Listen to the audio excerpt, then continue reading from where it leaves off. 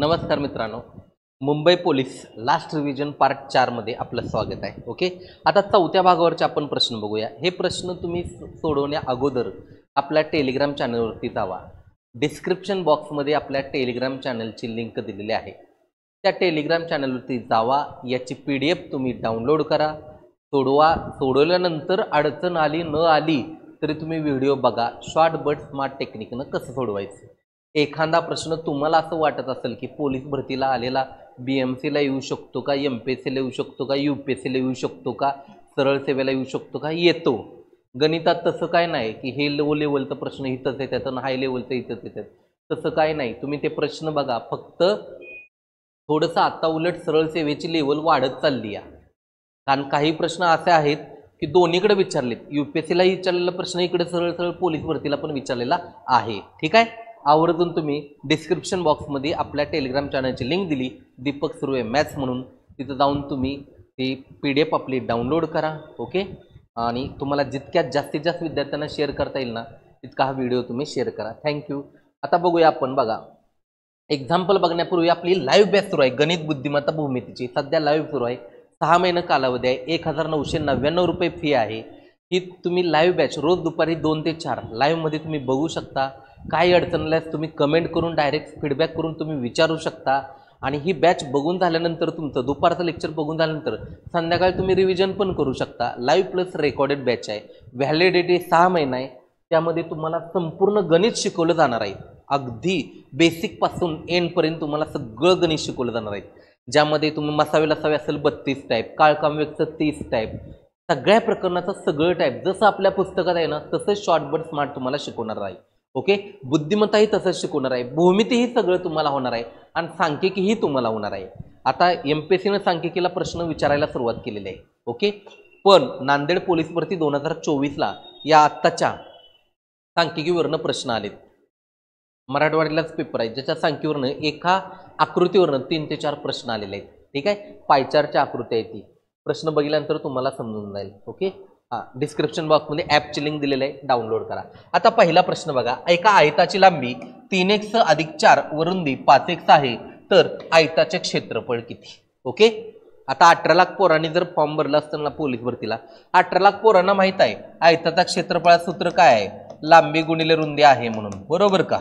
Okay, पण लांबी असते कधी कधी 5, रुंदी असते 3, 5 त्रिक 15 हे आलं क्षेत्रफळ. आता इथं लांबी रुंदी संख्याच्या बाबतीत दिली नाही तुम्हाला, संख्या चल मिक्स करून दिले. ही दिली लांबी, ही दिली रुंदी. ओके, मग लांबी किती आहे 3x + 4, रुंदी किती आहे 5x आहे. ओके, आता यांचा गुणाकार करायचा आहे. ही आहे लांबी, ओके, गुणिले ही आहे रुंदी. आता यांचा गुणाकार करू आपण. हे काय आहे, आयताचं क्षेत्रफळ.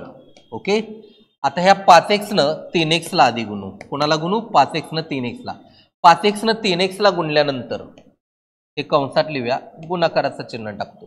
5x न 3 ला गुणल्यानंतर 5 ने 3 ला गुणा, 5 त्रिक 15, आणि x गुणिले x x वर्ग येतं. x गुणिले x काय येतं, x वर्ग येतं. नंतर 5x न 4 ला गुणल्यास अधिक 5x न 4 ला गुणल्यास 5 चोक 20x, म्हणजे तुमचं परिपूर्ण उत्तर काय आलं, 15x वर्ग अधिक 20x. बऱ्यापैकी मुलांची मिस्टेक कुठं होती बघा. 5x न 3x ला गुणतो, 5 त्रिक 15, x फक्त लिहितो. 15x अधिक 20 किंवा 15x अधिक 20x होतो, उत्तर काढतो, आणि ही मिस्टेक होऊन जाते. पुन्हा मग सिले मिस्टेक झाली असलं करू नका. छोट्या छोट्या गोष्टी आहेत, समजून घ्या. जसं की मी तुम्हाला इथं लिहितो बघा, व्यवस्थित लिहून देतो तुम्हाला. 5x अधिक 3x बरोबर येतं 8x. ओके, 5x वजा 3x बरोबर येतं 2x. 5x गुणिले 3x बरोबर येतं 15x वर्ग. तिन्हीतला फरक समजून घ्या. तुम्ही वैवारी प्रकरण शिका, ओके, तुम्ही गुणोत्तर प्रकरण शिका, तुम्ही भागीदारी प्रमाण प्रकरण शिका, किंवा आता जर तुम्हाला आयताच्या बाबतीत तुम्हाला लांबी रुंदी अशी दिली तर बघा, हे सगळं तुम्हाला महत्त्वाचं आहे. ठीक आहे, कुठलीही स्पर्धा परीक्षा द्या, हे बेसिक रूल्स तुम्हाला आलेच पाहिजेत. आता 15x वर्ग अधिक 20x हे तुमचं फायनल आन्सर आलं. फसवण्यासाठी तुम्हाला चुकून ते देतील. तुम्हाला 15x अधिक इथं 20 फक्त दिले बघा, x नाही दिलं, आणि 15x वर्ग अधिक फक्त इथं 20 दिले, x चल तिथं दिलेलं नाही. फसवण्यासाठी तुम्हाला देते, फसू नका. 15x वर्ग अधिक 20x, पर्याय क्रमांक 4 हे तुमचं करेक्ट आन्सर येते. ओके, समजला क्वेश्चन. आता या लेवलचा प्रश्न आला ना, तुम्हाला सराव करता आला पाहिजे. मग तुम्हाला सराव करण्यासाठी लांबी कुठलीही घ्या, 6x अधिक 3, नवीन लांबी घ्या, रुंदी घ्या, 4x घ्या, दोघाचा गुणाकार करा, प्रॅक्टिस करा. प्रॅक्टिस केल्यानंतर तुम्ही खूप परफेक्ट होणार. ठीक आहे, नेक्स्ट क्वेश्चन आता आपण बघू. पुढचा प्रश्न बघा. पतंगाकृती चौकोनाचे 2 कर्ण 19 व 32 सेंटीमीटर आहेत, तर त्याचे क्षेत्रफळ किती? ओके, आता पतंगाकृती चौकोन आहे असा. जर तुम्हाला बघा मी काय वाक्य सांगतोय, जर तुम्हाला एखाद्या चौकोनाचं नवीन पद्धतीनं चौकोन असेल, त्याचं क्षेत्रफळ माहीत नसेल ना, तर काय क्षेत्रफळ असतं माहिती आहे का? कर्णाचा गुणाकार. कशाचा गुणाकार? कर्णाचा गुणाकार. ओके, मग आता कर्णाचा गुणाकार करत असताना बघा, करत असताना तिथं एक पर्टिक्युलर फॉर्म्युला काय ठरलेला आहे त्यांचा. आता बघा, एक सिंपल गोष्ट आहे बघा. हा काय पतंगाकृती चौकोन आहे, त्याचं क्षेत्रफळ. ओके, हा सरावासाठी तुम्हाला चला 10 ते 15 सेकंद देतो. चला 10 सेकंद तर तुम्हाला देतो. बघा, या 10 सेकंदावरनं तुम्ही आन्सर फाइंड करा. व्यवस्थित सोडवा, व्यवस्थित सोडवा. ओके,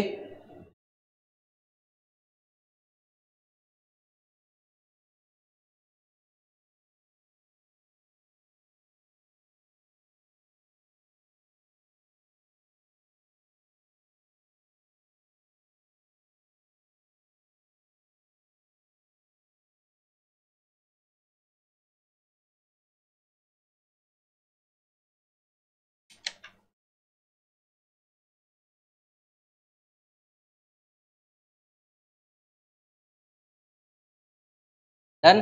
ओके, हां आता क्षेत्रफळ. क्षेत्रफळ सूत्र काय सांगितलं तुम्ही? कर्णाचा गुणाकार करायचा. पण कर्णाचा गुणाकार करत असताना प्रत्येक वेळी तुम्हाला काय वापरावं लागणार आहे बघा. ओके, 1/2 गुणिले कर्णाचा गुणाकार. कर्णाचा गुणाकार. मग कर्ण काय काय आहेत बघा. ओके, 1/2 गुणिले कर्ण काय आहे पहिला 19, दुसरा काय आहे 32. मग 1/2 गुणिले 19 गुणिले 32 केलं तुम्ही, बे एक बे, बे एक बे, राहिले 1 बेसक 12. शेवटी फायनल तुमचं उत्तर काय येईल? 19 गुणिले 16. 19 गुणिले 16 तुम्ही गुणाकार करायला गेला. ओके, एक तर तुम्हाला 16चा पाडा आला पाहिजे किंवा 19चा पाडा आला पाहिजे. 19नं तुम्ही 16ला गुणलं, 19नं पहिल्यांदा 6ला गुणा, 19 सहग 114, हात 6ला 11, 19 1 19, 19 11 304. ओके, आहे का उत्तर? कुठं आहे? आता तुम्हाला बऱ्यापैकी सूत्रामध्ये मिस्टेक काय वाटू शकते की दोन्ही कर्णाचा गुणाकार फक्त आहे. जर तुम्ही दोन्ही कर्णाचा गुणाकार करायला गेला ना, ओके, खूप लांब जाते, खूप लांब जाते तुमचं उत्तर. ठीक आहे, हां समजलं पाहिजे तुम्हाला. ओके, इथपर्यंत तुम्हाला समजलं? डन. ठीक आहे, पुढचं बघा. आता चौकोन कसा होता म्हणून तुम्हाला सांगितलं होतं, पतंगाकृती चौकोन सांगितलं होतं तुम्हाला. पतंगाकृती चौकोन असा असतो. पतंगाकृती चौकोनाचा गुणधर्म काय असतात? काटकोनात कर्ण दुभागतात. कसं दुभागतात? काटकोनात कर्ण दुभागतात. ओके, आहे पुस्तकामध्ये तुम्हाला डिटेलमध्ये तुम्हाला दिलेलं आहे. पुढे बघा, अर्धगोलाची त्रिज्या. एका अर्धगोलाची त्रिज्या 6.3 सेंटीमीटर आहे, तर त्याचे वक्र पृष्ठफळ किती? त्याचे वक्र पृष्ठफळ किती? आता अर्धगोल म्हणजे काय ना, ते आधी समजून घ्या. अर्धगोल म्हणजे काय? समजा एक फुटबॉल आहे. परिपूर्ण फुटबॉल असेल ना, तर परिपूर्ण तो गोल आला. काय आला? गोल आला. आता तो फुटबॉल कापला. फुटबॉल काय केला? कापला. कापलेला फुटबॉल बघा कसा असतो, आतनं पोकळ असतो, बरोबर आहे. मग पोकळ असेल ना, तर त्याला म्हणायचं त्या अर्धगोलाचं वक्र पृष्ठफळ. त्या अर्धगोलाचं काय म्हणायचं? वक्र पृष्ठफळ. पण समजा तुम्ही पोलीस भरतीचा गोळा टाकता, बरोबर आहे, आणि गोळा समजा कापला, कसा कटरनं कापला असेल, पण गोळा कापला. आता कापलेला गोळा पोकळ नसतो, यातनं भरीव असतो. जर कापलेला गोळाचं वरून भरीव असेल ना कापल्यानंतर, तर त्याला म्हणायचं त्या अर्धगोलाचं एकूण पृष्ठफळ. कसं म्हणायचं? एकूण पृष्ठफळ. 3 इक्वेशन आहेत बघा. गोलाचे पृष्ठफळ. गोलाचे पृष्ठफळ म्हणजे फुटबॉल आला, त्याचं सूत्र आहे 4 पाय वर्ग. ओके, अर्धगोलाचे वक्र पृष्ठफळ बरोबर त्याच्या निम्म. फुटबॉल कापला, काय येईल? 2 पाय वर्ग. आणि अर्धगोलाचं एकूण पृष्ठफळ अर्धगोलाचे वक्र पृष्ठफळ आणि एकूण पृष्ठफळ दोन्हीतला फरक समजून घ्या आधी. वक्र पृष्ठफळ म्हणजे काहीतरी बाजू अपूर्ण असते. काहीतरी बाजू अपूर्ण म्हणजे कापलेला फुटबॉल वर्ण पोकळ आहे, कापलेला गोळा भरीव आहे, ओके, वर्ण लावलेला आहे, म्हणजे तो एकूण पृष्ठफळ अर्धगोलाचं काय आलं, एकूण पृष्ठफळ आलं. ओके, अडचण अडचण काय येत असेल तर तुम्ही बिंदास मला कॉन्टॅक्ट करून विचारू शकता. मग त्या अर्धगोलाच्या एकूण पृष्ठफळा सूत्र काय येतं, 3πr वर्ग.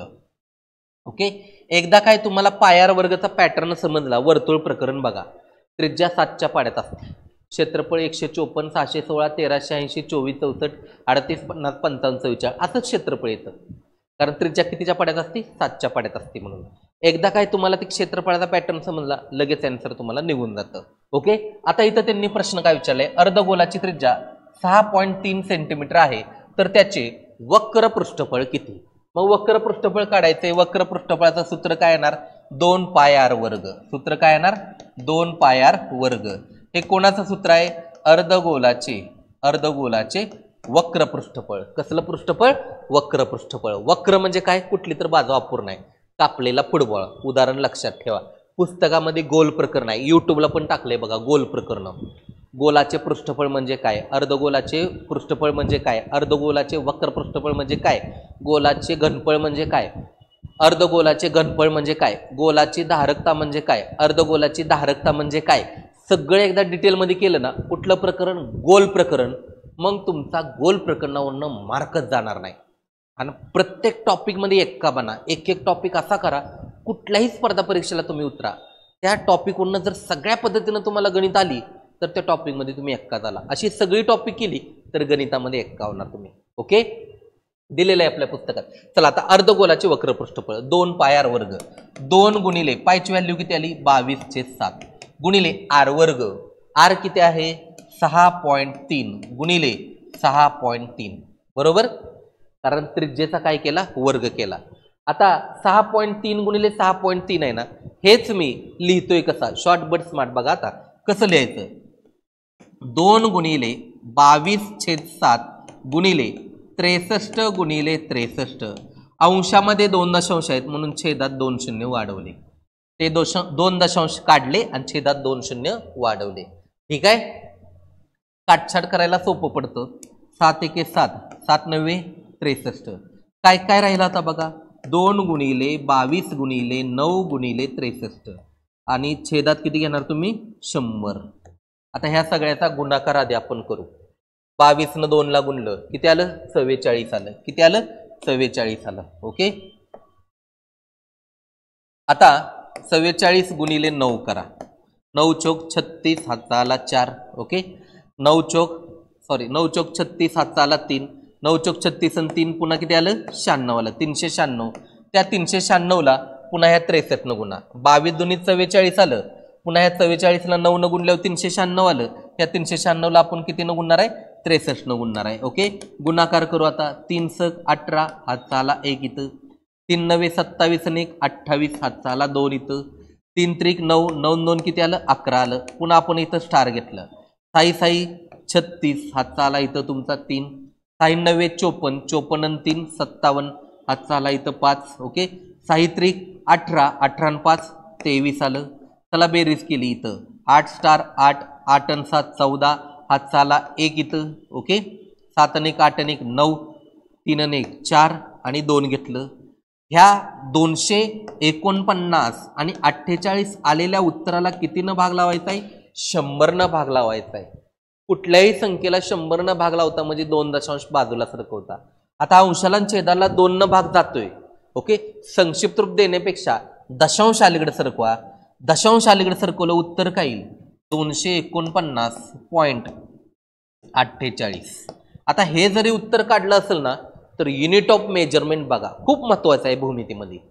जर त्रिज्या सेंटीमीटरमध्ये असेल ना, क्षेत्रफळ असतं चौरस सेंटीमीटरमध्ये, 4 सेंटीमीटर असतं, सेंटीमीटर पर स्क्वेअर असतं. ओके, मग 249.48 चौ सेमी कुठे आहे बघा, 249.48 चौ सेमी, पर्याय क्रमांक 2 हे तुमचं परिपूर्ण उत्तर येते. इथंही 249.48 आहे पण हे सेंटीमीटर आहे, इथंही 249.48 आहे पण चौरस मीटर आहे. आता हे चौथं उत्तर कधी आलं असतं माहितीये का? त्रिज्या जर 6.3 सेंटीमीटरच्या ऐवजी त्यांनी फक्त मीटर दिली असती, या सेमीच्या ऐवजी से काढून टाकलं असतं, फक्त मीटर दिली असती ना, तर इथं उत्तर आलं असतं 249.48 चौरस मीटर. युनिट ऑफ मेजरमेंटला इतकं महत्व आहे. आणि गेल्या वेळी मुंबई पोलिसला विचारलीत बघा, 5-6 गणितं भूमितीवरून विचारली. आता छत्रपती संभाजीनगरला कारागृह पोलिसला त्यांनी 12 गणितं जवळजवळ भूमितीवरनं विचारली. तुम्ही अपेक्षा पण करू नका भूमितीवरनं किती येतील काय येतील म्हणून. ओके, तुम्हाला व्यवस्थित सोडवता आली पाहिजेत. आपलं पुस्तक आहे 10,000पेक्षा जास्त उदाहरणं आहेत, आवर्जून सोडवा. आणि ऑफलाईन बॅच पुण्यामध्ये सुरू आहे, सदाशिव पेठ पुणेमध्ये ऑफलाईन बॅच सुरू आहे. जॉईन करायचे असेल तर सांगा. ओके, पुढचा प्रश्न बघा चौथा. एका घनाची धारकता 4096 लिटर आहे, 4096 लिटर आहे, तर त्या घनाची बाजू किती? आता धारकता तुम्हाला कळली पाहिजे. काय कळली पाहिजे तुम्हाला? आधी धारकता. कुणाची धारकता? घनाची धारकता. कुणाची धारकता? घनाची धारकता तुम्हाला कळली पाहिजे. आता घनाची धारकता म्हणजे काय बघा. घनाचे घनफळ, घनाचे घनफळ. ओके, घनाचे घनफळ छेद किती करणार तुम्ही? 1000 करणार. ही झाली घनाची धारकता. आता घनाची धारकता दिली तुम्हाला 4096 लिटर. धारकता म्हणजे काय? त्या वस्तूमध्ये किती लिटर पाणी मावेल, धारकताचा तो अर्थ होतो, समजून घ्या. धारकता म्हणजे काय? त्या वस्तूमध्ये किती लिटर पाणी मावेल. ओके, आता 4096 लिटर बरोबर घनाचे घनफळ, घनफळ. ओके, छेदात किती होतं? 1000 होतं. हे भागाकारात 1000 आहे, इकडे आल्यावर काय येईल? गुणाकारात येईल. 4096 1000 आपण गुणल्यानंतर इथं गुणू आपण. ओके, गुणाकाराचं चिन्ह टाकू. 1000 बरोबर काय आलं? घनाचे घनफळ आलं. ओके, आता हे घनाचे घनफळ. ओके, म्हणजे थोडक्यात आता घनाचं घनफळ काढतो कसं? बाजूचा घन करतो. बाजूचा काय करतो? घन करतो. तुम्हाला प्रश्न काय विचारलाय? घनाची बाजू किती? घनाच्या घनफळाचं सूत्र काय? बाजूचा घन. म्हणून इथं लिहितो मी एक्सचा घन. काय लिहितो? एक्सचा घन आहे. घन आहे म्हणजे यांचं घनमूळ काढा. काय काढा? घनमूळ काढा. 4096चं बघा आता घनमुळात लिहितो मी. 4096चं घनमूळ किती येईल? 16.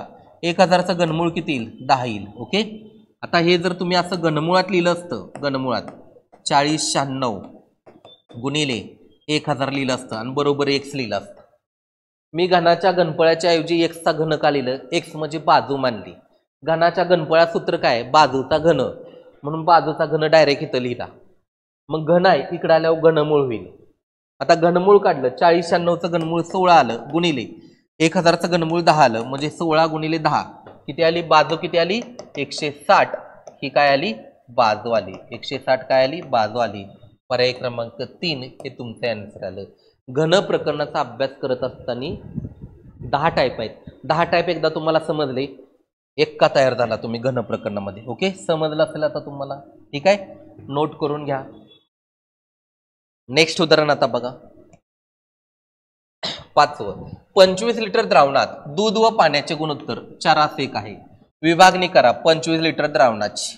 पहिल्यांदा दूध लिहा, नंतर पाणी लिहा. ओके, प्रश्न काय आहे आता वाचू. 25 लिटर द्रावणात दूध व पाण्याचे गुणोत्तर 4:1 आहे, तर यात किती लिटर दूध टाकावे म्हणजे दूध व पाण्याचे गुणोत्तर 24:5 होईल, असा तुम्हाला प्रश्न विचारलाय. ओके, आता तुम्ही इथं मांडणी करत असताना गुणोत्तर जुनं पहिल्यांदा लिहून घ्या 4:1. मग ह्या 4:1 ची विभागणी करत असताना ह्या रेशोंची बेरीज किती आहे? 4 आणि 1 5. म्हणून ह्या 25ला 5 ने भाग लावायचा. का 5 ने भाग लावला? जुनं गुणोत्तर किती आहे त्यांचं? 4:1.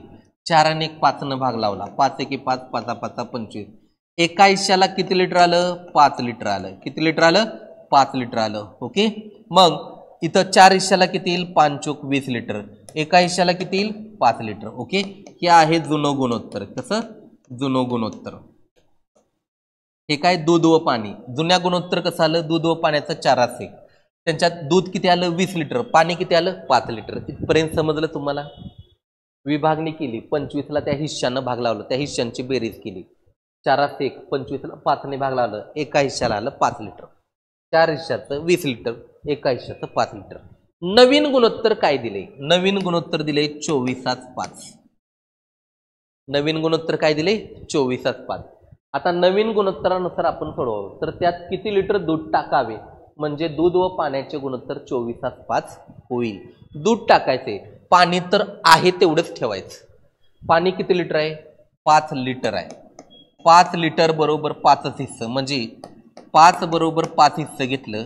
नवीन 24 हिस्साला किती हिस्से लागतील? मग तिरकस गुणाकार तुम्ही करून काढलं, 24 गुणिले 5/5, तर बरोबर किती? 24 लिटर. म्हणजे नवीन दूध किती लागेल आपल्याला टोटल? बघा आता ऑलरेडी दूध किती होतं? 20 लिटर.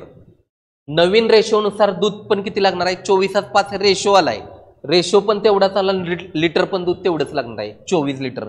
म्हणून इथं उत्तर किती आलं? 24 लिटर वजा जुनं गुणोत्तर वजा केलं तुम्ही 20 लिटर. ऑलरेडी 20 लिटर आहे ना. नवीन गुणोत्तर आलंय 24:5 आणि त्या 24:5 गुणोत्तरानुसार 24:5 गुणोत्तरानुसार आपल्याला नवीन दूध पण 24 लिटर लागणार आहे. पण वाढणार किती बघा.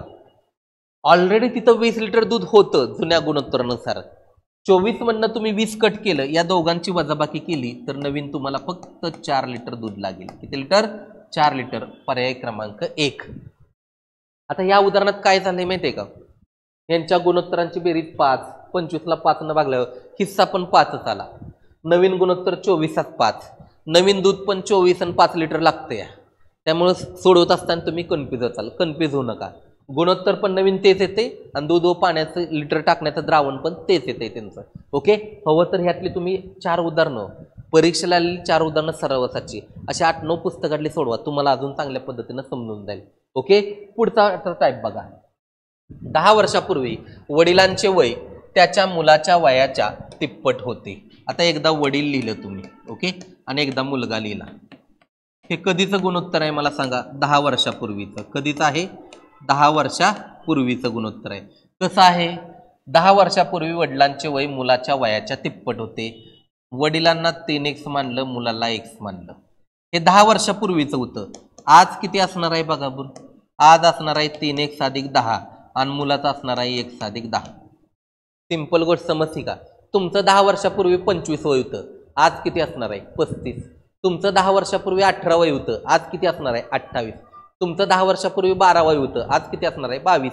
म्हणजे 10 वर्षापूर्वीच्या वयात आपण फक्त 10 मिळवतोय. ओके. असं 10 मिळवलं. पुढे त्यांनी वाक्य काय सांगितले? 10 वर्षानंतर. 10 वर्षानंतर बघा पुढचं वाक्य. 10 वर्षानंतर म्हणजे आपण काय घेणार? 3x + 20 घेणार आणि इथं काय घेणार? x + 20 घेणार. 10 वर्षानंतर वडिलांचे वय मुलाच्या वयाहून दुप्पट होईल. मुलाच्या वयाच्या किती होईल? दुप्पट होईल. मग आता इथं मांडणी कशी करणार बघा. हे वडिलांचं वय आहे ना, 3x + 20 बरोबर 2 न मुलाच्या वयाला गुणणार. का 2 न मुलाच्या वयाला गुणलं? जर मुलाच्या वयाला 2 न गुणलं तर वडिलांचं वय बरोबरीत येणार. ओके. म्हणजे ते 10 वर्षानंतर मुलाच्या वयाच्या दुप्पट होईल.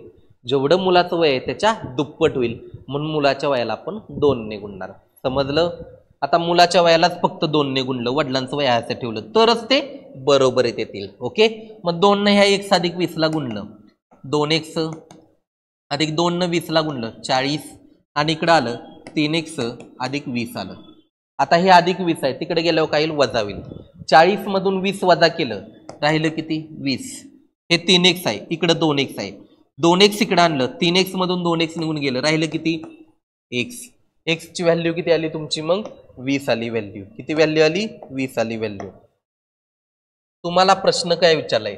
त्यांच्या वयाचे गुणोत्तर किती? त्यांच्या वयाचे गुणोत्तर किती? म्हणजे तुम्हाला आजच्या वयाचं गुणोत्तर काढायला लागेल. कधीच्या? आजच्या वयाचं गुणोत्तर काढावं लागेल. ओके. मग 3x + 2 व्हॅल्यू काढा. 3x + 2 ठीक आहे. 3x + 10. 3 गुणिले 10 + 10 घेतलं. ओके. 10 × 1 30. 30 + 10 घेतलं तुम्ही. ओके. 30 + 10 किती वय आलं? 40 आलं. कुणाचं आलं? वडिलांचं वय आलं. कुणाचं आलं? वडिलांचं वय आलं. मुलाचं किती येईल बघा? मुलाचं किती आहे? x + 10. ओके. मग x + 10 तुम्हाला घेतलं म्हणजेच काय घेतलं तुम्ही? 10 गुणिले 3 नाही येणार इथं. x ची व्हॅल्यू किती आली? 20 आली ना. मग 3x + 10 ला 20 न गुणणार. या 3 ला किती न गुणणार? 20 न. अधिक काय घेणार तुम्ही? 10 न गुणणार. 20 × 3 किती आलं? 60. 60 अधिक किती घेतलं तुम्ही? 10. 60 अधिक 10 किती आलं 70 आलं. किती आलं 70 आलं. वडिलांचं वय किती आलं 70 आलं. ठीक आहे. आता मुलाचे वय किती येईल बघा. मुलाचे वय घेत असताना मुलाचे वय किती आहे आजचं 1 अधिक 10 1 अधिक 10 म्हणून 20 अधिक 10 20 अधिक 10 किती येईल 30 येईल. म्हणजे थोडक्यात आता 70:30 हा त्यांचा रेशो आला. 70:30 ला संक्षिप्त रूप दिल्यास 7:3 हा आजचा रेशो आला.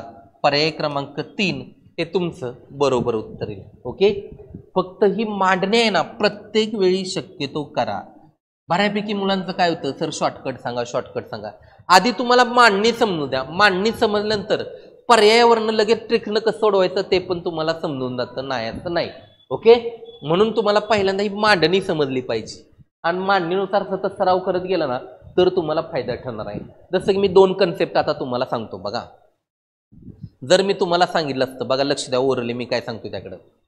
4 वर्षापूर्वी तुमचं वय 18 वर्ष 18 वयस होतं. 4 वर्षापूर्वी किती होतं 18 होतं. मग तुम्हाला विचारलं 4 वर्षानंतर किती असेल.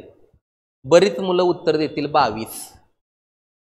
4 वर्षापूर्वी 18 होतं तर 4 वर्षानंतर किती असेल तुम्ही उत्तर देताल 22. चुकतंय. जर 4 वर्षापूर्वी 18 असेल तर आज 22 असणार आहे आणि 4 वर्षानंतर 26 असणार आहे. 26 तुमचं बरोबर उत्तर असणार आहे. ही मांडणी तुम्हाला कळली पाहिजे. शाब्दिक रचना तुम्हाला समजली पाहिजे. ओके. समजला हा टाईप तुम्हाला. ओके. काय अडचण असल्यास तुम्ही कॉन्टॅक्ट नंबरवर कॉल करून विचारू शकता. ठीक आहे. पुढचं एक्झाम्पल बघा. एका घराचे मूल्य 5 लाख रुपये आहे आणि त्याच्या किमतीत दरवर्षी 10% घट होते तर याची किंमत 3,64,500 रुपये होईल. तर किती वर्षात विचारले तुम्हाला किती वर्षात याची किंमत 3,64,500 रुपये होईल. आता घराची किंमत होती 5 लाख रुपये. ती दरवर्षी कितीनं घटते 10% घटते. आपण 10% घटवा. इक्वेशन फॉर्म्युला वेगळा असेल सोप्या टेक्निकनं जावा. तुम्ही पहिल्यांदा 5 लाखाच्या 10% घ्या. किती येते 10% बघा बरं. कुठल्याही संख्येच्या 10% काढायचं म्हणजे 1 शून्य कमी करायचा. त्या 5 लाखाचा 1 शून्य कमी केला किती उत्तर येणार आहे 50,000. उत्तर राहिलं 4,50,000. पहिल्या वर्षी तुम्ही अमाऊंट कमी केली. पहिले वर्ष 10% कमी केली. पहिले वर्ष 10% कमी केली. व्हॅल्यू किती राहिली घराची 4,50,000. ह्या 4,50,000 वरनं शून्य कट करा राहिलं 45,000. 45,000 ही दुसऱ्या वर्षीचं 10% घट केली व घराची किंमत घट केली. कुठलं वर्ष दुसरे वर्ष. ओके. आता घराची व्हॅल्यू राहिली किती बघा. ह्या 4,50,000 पुन्हा 45,000 वजा करा राहतंय 4,05,000. ओके. पुन्हा ह्यातनं जर 10% कमी केलं ना शून्य कट केलं ना उत्तर येते 40,500. हे तिसऱ्या वर्षीची 10% घट केलं तुम्ही. घराची किंमत काय केली कमी केली. किती वर्ष तिसरे वर्ष. किती वर्ष तिसरे वर्ष. वजाबाकी केली तुमचं उत्तर येते 3,64,500. ओके. 3,64,500. आता मला सांगा याच्याप्रमाणे ही व्हॅल्यू आली का. आली व्हॅल्यू म्हणजे 3 वर्षानं त्या घराची किंमत 3,64,500 कमी होईल. पर्याय क्रमांक 1 हे तुमचं उत्तर आलं. ओके. समजलं. शॉर्ट बट स्मार्ट टेक्निकनं चला. 8वा टाईप आता बघा काय प्रश्न आहे. ओके. आपली गणित बुद्धिमत्ता भूमितीची रेकॉर्डेड बॅच आहे 999 रुपयाला. तिथे तुम्ही व्हिडिओ बघा डेमो व्हिडिओ. गणिताचा जवळजवळ 100पेक्षा जास्त व्हिडिओ येतं. भूमितीचं 25पेक्षा जास्त व्हिडिओ येतं. बुद्धिमत्तेचा 80+ व्हिडिओ येतं. तिथं फायदा होऊन जाईल. 200+ व्हिडिओ तुम्हाला 999 6 महिने व्हॅलिडिटी आहे तिथं. ओके. हां पुढं बघा 8वा प्रश्न. 29,200 रुपये रकमेचे 8% दराने 200 दिवसांचे सरळ व्याज किती असा तुम्हाला प्रश्न विचारला गेलेला आहे. ओके. आता बऱ्यापैकी जर दिवसांचं विचारलं ना दिवसांचं तर छेदामध्ये तुम्ही सूत्र काय घेता 100 गुणिले 365. कारण दिवस किती असतात 365. रक्कम किती आहे 29,200 गुणिले टक्के किती आहेत 8 गुणिले दिवस किती आहेत 200. आपलं सूत्र काय आहे सरळ व्याज काढायचं. बघा सरळ व्याजाचं सूत्र काय आहे तुमचं मुद्दल गुणिले मुदत गुणिले दर. छेदात किती घेता तुम्ही 100. पण छेदात 100 कधी घ्यायचं छेदात 100 गुणिले 12 कधी घ्यायचं आणि छेदात 100 गुणिले 365 कधी घ्यायचं, या तिन्हीमध्ये फरक आहे बरं का. कशावर डिपेंड आहे? मुदतवर डिपेंड आहे. मुदत जर वर्षात असेल, कशात असेल? वर्षात असेल तर छेदात फक्त 100 घेतात. मुदत जर महिन्यात असेल, खूप IMP आहे, मुदत कशी असेल? महिन्यात असेल तर छेदात 100 गुणिले 12 घेतात. मुदत जर दिवसात असेल ना तर छेदात 100 गुणिले 365 घेतात. आणि जर मुदत दिवसात असेल ना तर शक्यतो आपल्याला 365ला भाग जाणारी संख्या किती आहे? 5. मग उत्तर येतं 73. म्हणून 73चा पाडा आला पाहिजे. 73, 146, 219, 292, 365, ओके, 438, 511, 584, ओके, 657, 730. यातला मी गोल करतोय बघा. 292ला गोल करतोय, 146ला गोल करतोय, 584ला गोल करतोय. का गोल केलं माहिती आहे का? 73चा पाडा लिहिलाय, तुम्ही पण लिहिला पाहिजे. तर ह्या रकमा तुम्हाला सारख्या विचारतात बघा. 29,200 मध्ये 292 आहे, ते तुम्हाला 29,300 रुपयेचं सरळ व्याज काढायला सांगणार नाहीत कधी. आणि जर 29,300 रुपयेचं सरळ व्याज सांगितलं ना, दिवसात नसणार आहे. आकडा सांगत असताना ते असं सांगतील 14,600 रुपयाचं. का 14,600? त्यात 146 येतंय म्हणून. प्रश्न देताना पण एक कन्सेप्ट साचा ठरलेला आहे त्यांचा, म्हणून तुमचा माइंडसेट झाला पाहिजे. तुम्ही म्हणताय 30पर्यंत पाडं नाहीत, मग 73चा कधी केला पाहिजे. सरळ व्याज प्रकार शिकत असताना तुम्ही 73चा पाडा केला पाहिजे. ठीक आहे. बघा आता इथं सोडवायला जाऊ आपण. 2 शून्याला 2 शून्य कट झालं. 73 5 365, 73 चोक 292, ओके, इथं राहिलं 400, 5 एके 5 45, इथं राहिलं 80. 80 गुणिले 8 गुणिले 2. फायनल उत्तर काय येईल तुमचं? 80 गुणिले 8 गुणिले 2. 8 दुनी किती येते? 16. 16 गुणिले 80 करायला 16 गुणिले 8 केलं तुम्ही, 128 आलं, 0 जोडला, 1280 उत्तर आलं, 1280 आलं. सरळ व्याजमध्ये 14-15 टाईप असं फिरतात बरं का. हे तुम्हाला जमलं पाहिजे. खूप भारी प्रकरण आहे, ओके. समजून घेतलं तर कुठंही सूत्र वापरायचं नाही, बघितल्यानंतर तुम्हाला ती समजून जाईल, ओके. पुढं बघा आता 9वं एक्झाम्पल. एक माणूस एका गावाला जाण्यासाठी जर तो ताशी 3 किलोमीटरने गेला, 40 मिनिटे उशिरा जातो 3 किलोमीटरने गेल्यास. आणि जर 4 किलोमीटर गेला म्हणजे 4 किलोमीटर पर आवर, पहिल्यांदा जातोय ताशी 3 किलोमीटरनं, म्हणजे एका तासाला 3 किलोमीटर जातोय, त्यावेळी 40 मिनिटं उशिरा पोचतो. आणि जर तासाला 4 किलोमीटरनं गेला तर तो 30 मिनिटे कसा पोचतो? लवकर पोचतो. तर त्या दोन ठिकाणामधील अंतर किती, असा तुम्हाला प्रश्न विचारलाय, ओके. मग सूत्र काय आहे तुमचं बघा. आता मिनिटांची बेरीज करायची. मिनिटांची काय करायची? बेरीज. छेदात ठरल्याप्रमाणे एका तासात 60 मिनिटं असतात म्हणून 60 घ्यायचं, ओके. गुणिले काय करायचं आता बघा, दोन्ही वेगाचा गुणाकार करायचा. दोन्ही वेगाचा गुणाकार. एकाच रोडनं जातात म्हणून दोन्ही वेगांची वजाबाकी घ्यायची. काय घ्यायची? वजाबाकी, म्हणजे थोडक्यात फरक. मग आता दोन्ही मिनिटांची बेरीज केली, 40 मिनिटं आणि 30 मिनिटं आली 70. छेदात किती घेतलं? 60. गुणिले दोन्ही वेगाचा गुणाकार. एक 3 वेग आहे आणि एक 4 वेग आहे. 3 गुणिले 4 घेतलं. छेदात दोन्ही वेगाची वजाबाकी. 4 आणि 3 मधील फरक किती आला? 1 आला. मी तर आता डायरेक्ट लिहितो, 4 गुणिले 3 लिहितो. 4 गुणिले 3 किती आलं? 12 आलं. 12/1 आलं. काटछाट करूया. 12 एके 12, 12×5 60. 14ला 5ने भाग, सॉरी 70ला 5ने भाग लावा, 14 तुमचं उत्तर येईल. 5 एके 5, 5 एके 5 राहिलं 2, 5 चौक 20. तुमचं उत्तर किती आलं? 14 आलं. आहे का 14 किलोमीटर? पर्याय क्रमांक 2. हा प्रश्न पोलीस भरतीला आलाय, MPSCला 2-3 वेळा आलाय, UPSCला 3-4 वेळा आलाय, सरळ सेवा तलाठीमध्ये तुम्हाला प्रश्न आलेला आहे. असा मनातनं ग्रह काढून टाका की हा टाईप येत नाही, हा डिफिकल्ट लेवलचा आहे. येतोच म्हणतोय मी तुम्हाला, समजलं पाहिजे. ही मांडणी तुम्ही लक्षात ठेवा, ओके. प्रश्न सोडवायला तुम्हाला अजिबात अडचण येणार नाही, ओके. पुढचा प्रश्न बघा आता आपला 10वा प्रश्न काय.